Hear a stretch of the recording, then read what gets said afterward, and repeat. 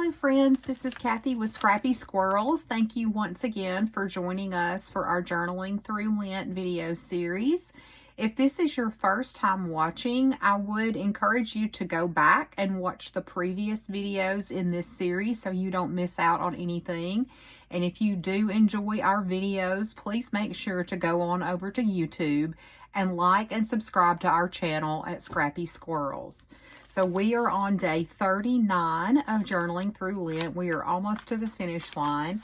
And if you remember yesterday, we had started doing some stenciling on this page using our Distress Oxide spray and a stencil. And you may notice that it does look a little different today. So after I finished with it, I thought it just kind of needed a little something more. So I used that same stencil and I came in with my Distress Oxide Vintage Photo ink with my ink dauber, and I just overlaid that on top of it. I just feel like it gives it a little something more.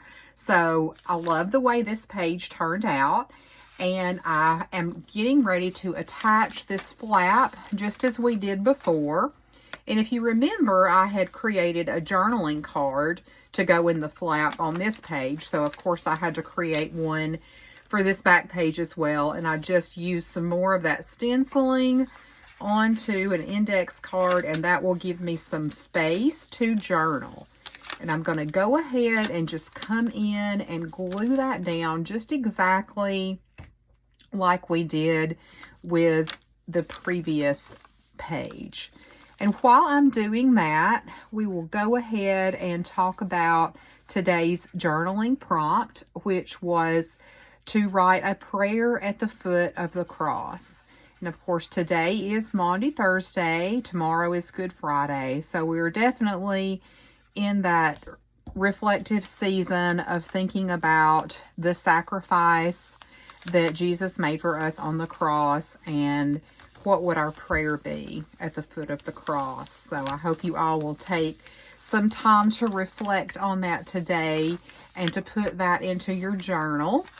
So now that we've got that page all finished up, if you remember, we kind of had to go backward. So I'm going to finish up the other half of this 2-page spread about the Last Supper. So I'm putting this flap. If you recall, we put this flap on this way, and we've got plenty of space for journaling. So we're going to do the same thing over here, just the mirror image.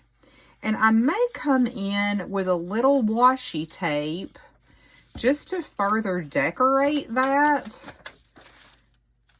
And if I wanted to add extra space for journaling, if I felt like that this page just was not enough, then I could simply cover this with some plain paper or some lined paper and double my journaling space.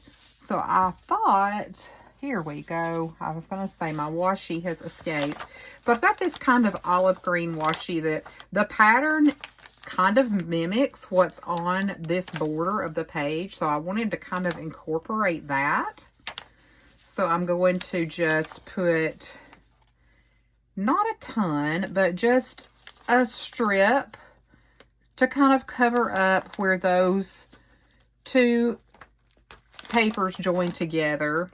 I just feel like that gives it a more finished look, especially over here where we've got a little bit of that oil painting reproduction showing. So that completes this spread, and now it's ready for me to come in and finish up my journaling.